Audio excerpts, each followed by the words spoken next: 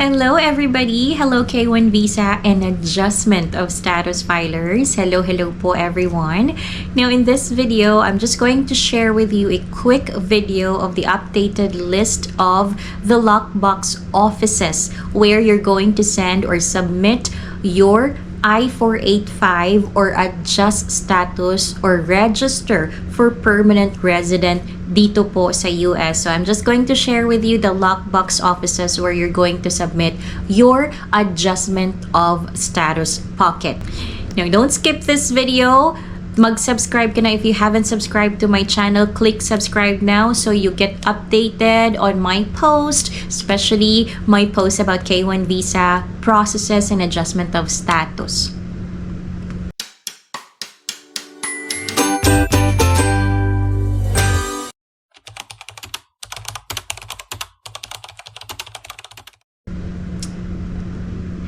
So hello everyone. Welcome back to my channel. Welcome back to Jai and Jerry. Kumusta po? How are you? I hope everyone is doing fine and well today. So for those that got approved on their K1 visa, welcome to the US and congratulations to those that just got married. So congratulations po sa inyong lahat. Welcome to the club. Welcome to the club. Hello everyone. So yes, next step after you get married is to apply for your adjustment of status or to register for permanent resident here in the US. So saan nga ba? Where are you going to send your AOS pocket or the adjustment of status pocket? Just a quick disclaimer, I am not affiliated with any government agency nor working with or as an immigration attorney. I am not a professional or a legal expert. I'm only sharing based on my personal experience, my knowledge, and my research about K1 visa and adjustment of status, as I am a DIY filer or do-it-yourself filer. It's just me and my husband who submitted our application, gathered our documents. It's just the two of us. So these are all based on my personal experience. And for those that are new here, my name is Jai. Hello everybody. I am originally from the Philippines, but I live now in Pensacola, Florida. And just like you, I got here through a K1 visa, and right now I am a green card holder under 2 years conditional. So early next year, I will be applying for my removal of conditions. And of course, I will still share with you my journey with the process. So yes, I will share with you the most updated Lockbox Offices for family-based green card. If you're applying for I-485 together with your I-864, and if you plan to apply for the work permit or the I-765 employment authorization document, you may submit it to these Lockbox Offices, and so as the 131 or the advanced parole if you plan to travel outside the US even without the green card, or if you plan to stay outside the US for more than 6 months, you're going to need to apply for the advanced parole or the travel parole. Now, where do we get the form or where do we submit it? You may go to USCIS website and then search for the Lockbox Offices. USCIS website, it's right here. I will also put the link in the description box for your information.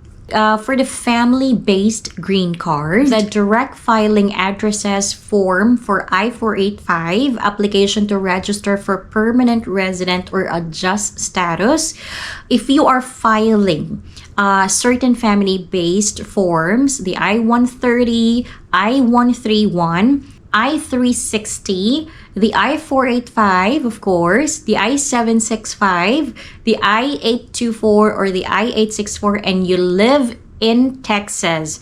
If you are in Texas, you live in Texas, this is your filing address Lockbox Office right here. Now remember, USPS and UPS are two different things po. If you choose USPS, this is the Lockbox Office right here, the above one, the Dallas Lockbox Office. That's the lockbox office right there. If you choose FedEx, DHL, or the UPS, down below, this is the address where you're going to send. Again, make sure that you look at it properly, because some people, they use UPS, but then they put the USPS lockbox right there. Please make sure that you're putting in the right addresses of which courier you're going to use. So again, USPS and UPS are two different things, so make sure that you look at it properly. Now, if you are filing certain form based I-130, I-131, 360, I-485, 765, 824, 826, or 864. Now, if you're filing for, again, those forms that I've mentioned previously, especially I-485, we K1 visa filers. If you live in Delaware, Georgia, Indiana, Iowa, Kansas, Maryland, Michigan, Mississippi, Missouri, Nebraska, New York, North Carolina, North Dakota, Pennsylvania, South Dakota, Virginia, West Virginia, and Wisconsin, mail your form to this lockbox office, the USCIS Elgin lockbox. USPS and the FedEx, DHL, and UPS. These are your lockbox office. Now, if you're filing certain family-based forms, those that I've mentioned previously, especially K1 visa filers, I-485, 765, 864, and 131. If you live in Alabama, Alaska, Arizona, Arkansas, Colorado, Hawaii, Idaho, Kentucky, Louisiana, Montana, Nevada, New Mexico, Oklahoma, Oregon, Tennessee, Utah, Washington, and Wyoming, mail your form to USCIS Phoenix Lockbox Office. This for USPS, for FedEx, DHL, and UPS is down below. Again, make sure that you write the correct address of the courier that you chose to submit your forms. Now, if you're filing certain family-based forms, especially K1 visa, I-485, 765, 864, and 131, if you live in California, the Commonwealth of the North Mariana Islands, Connecticut, District of Columbia, Florida, Guam, Illinois, Maine, Massachusetts, Minnesota, New Hampshire, New Jersey, Ohio, Puerto Rico, Rhode Island, South Carolina, U.S. Virgin Islands, and Vermont, mail your form to the USCIS Chicago lockbox here for USPS, and for FedEx, DHL, and UPS down below. Please make sure again that you write the correct addresses. I will also put the link in the description box. Now, take note, for those, if you want to receive an email or a text message that the USCIS received or have accepted your forms, complete the form G1145 or the e-notification of application or petition acceptance, and attach it to the first page of your application or petition. So please print out form G1145 for you to get an electronic notification, email, or text message that USCIS already have accepted or received your petition or your adjustment of status, your application rather. So good luck everybody. Those are the lockbox offices on each and every state po. You just have to find your state and then choose. Make sure if you choose the USPS, you only have the USPS address. If you choose FedEx, DHL, UPS, choose the address correctly or put the address correctly. So that's it. Good luck everybody. It's about to storm outside.